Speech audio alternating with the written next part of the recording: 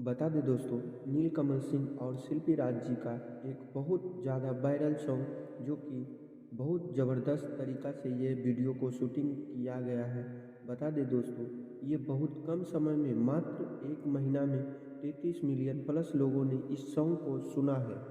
नथुनिए पे गोली मारे सैया हमारे रे, नथुनिए पे गोली मारे सैया हमारे रे, नथुनिए पे गोली मारे। यही सॉन्ग बता दें, बहुत कम समय में 33 मिलियन प्लस लोगों ने इस सॉन्ग को सुना है।